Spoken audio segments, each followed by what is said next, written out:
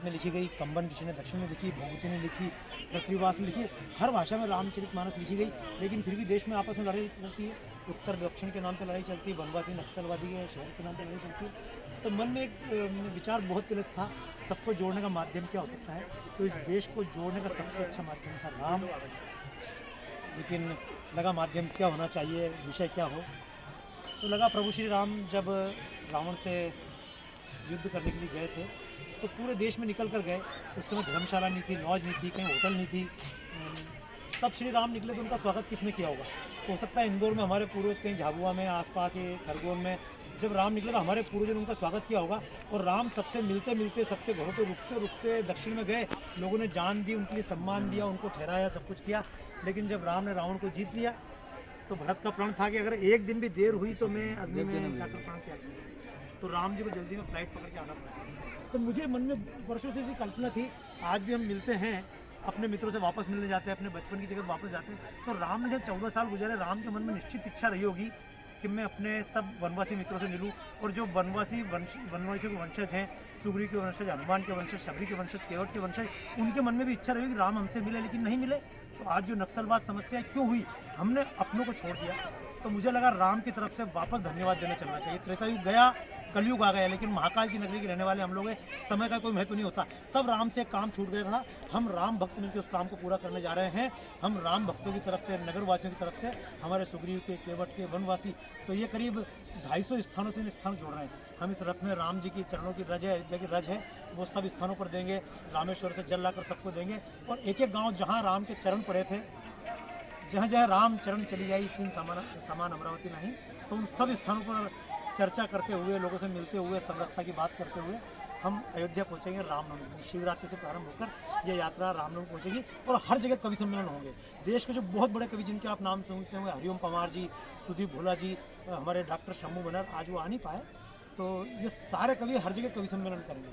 यानी पूरे देश को जोड़ने का माध्यम कविता फिर से बनेगी। एक समय संत तुलसीदास ने, वाल्मीकि ने देश को कविता का माध्यम जमाया। आज हमारा कर्तव्य है, हम उनकी राह पर चलते फिर देश को एक करने के लिए आगे बढ़े। तो राष्ट्रीय कवि संगम की ओर से यात्रा प्रारंभ हो रही है। शिवरात्रि के दिन रामेश्वर से प्रारंभ होगी। उसके पहले श्रीलंका जाकर हम राम के चरणों की पूजा करके अशोक वगैरह से आएंगे। तो यही योजना थी, क्योंकि रथ को इंदौर और दिल्ली में यही तरह के हम सब मित्रों ने बनाया है। तो हमारी इच्छा थी, हमारे यहाँ के संरक्षक श्री राधे श्याम जी शर्मा, ब्रजमोहन जी, ये सारे मित्र, हमारे जी जितने भी मित्र हैं, ये सब लोग हम साथ थे। तो यहीं से हम रथ लेकर हनुमान जी के चरणों से आशीर्वाद लेते हुए फिर हम रामेश्वर की ओर जा रहे हैं।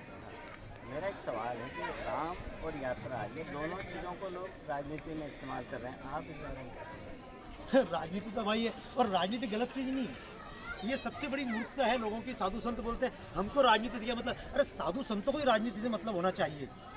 किष्किंधा में किसका राज्य, रामयुग का मतलब था। लंका में किसका राज्य, मतलब रामयुग का मतलब था। राम जी का कहना था, जहाँ पर भी गलत राजा है उसको हटाकर हम सही राजा स्थापित करेंगे। और वास्तव में यही राजनीति है।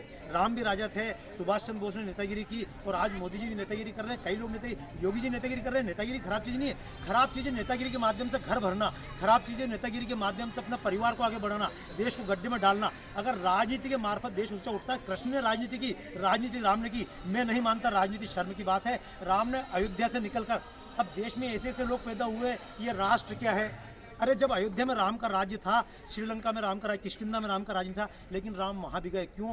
पूरी दुनिया में सर्वे भवन्तु सुखिनः सर्वे सन्तु निरामया। हमारा राजनीति छोटी नहीं है। हम तो चाहेंगे सोमालिया में, अगर हमारी हिम्मत हुई, हम वापस अमेरिका में भी सही राज्य स्थापित करेंगे। राम का सपना छोटा नहीं। हम प्रार्थना करते हैं सर्वे भवन्तु सुखिनः सर्वे सन्तु निरामया। तो राम के नाम से राजनीति जो सोच रहे हैं, बहुत छोटी बात सोच रहे हैं। लेकिन राम की मार्फत जो देश को आगे बढ़ाने का काम कर रहे हैं, ऐसे भी लोग आप देख रहे होंगे। तो हम तो चाहते हैं कि राम का मंदिर बनाने में जो सहयोग करेंगे, हम उनको सहयोग करेंगे। जो राम को वापस स्थापित करने में सहयोग कर रहे हैं, हम उनको सहयोग करेंगे। इसमें हमको कोई शर्म की बात नहीं। हम किसी राजनीतिक पार्टी की नहीं है। और मैं तो आपको स्पेशल, आप तो व्यक्तिगत रूप से मुझे जानते हैं, इतने वर्षों से राजनीति में काम कर रहा हूँ, प्रधानमंत्री से लेकर कई मुख्यमंत्री मेरे मित्र हैं, लेकिन हमने आज तक कुछ लिया नहीं है। क्योंकि हम, जैसे राम जी श्रीलंका का राज्य छोड़कर आ गए, किष्किंधा का राज्य छोड़कर आ गए, जननी जन्मभूमि स्वर्गादपि गरीसी। तो हमको अपने देश की माटी से प्यार है, और देश की माटी के लिए राजनीति का उपयोग करना पड़े तो भी करेंगे, धर्म का उपयोग करना तो भी करेंगे, समाज सेवा का उपयोग करना पड़ेगा तो भी करेंगे। और केवल एक बात कहते बात समाप्त करूंगा, कहानी नहीं है, ये तो इतिहास है। ये भी एक पुस्तक जो हमने राम के ऊपर निकाली है, वो मैं आपको उपलब्ध कराऊंगा। राष्ट्रदेव श्री राम। आप समझ जाएंगे, हड्डियों के ढेर थे, वहाँ राम ने प्रतिज्ञा की। लेकिन ये किस्सा संतों की कथा में कहीं नहीं आता है। राम कैसे मिले, कैसे वनवासी को गले लगाया, राम ने जाके वनवासी को गले लगाया। लेकिन आज के साधु संत से बोल दो वनवासी को गले लगा ले, तो वो इतनी दूर रखेंगे केवट खंड में बिठाकर। तो जो हमसे गलतियाँ हुई है हमारे समाज से, उसको हम ठीक करने निकलेंगे। कहानी नहीं है, ये तो इतिहास है। युगों को बदलने का ही प्रयास है। और भाव सेवा का मन में जब भी जगे, समझो कि राम कहीं आस पास है। तो बस उस राम को ढूंढे हम। जय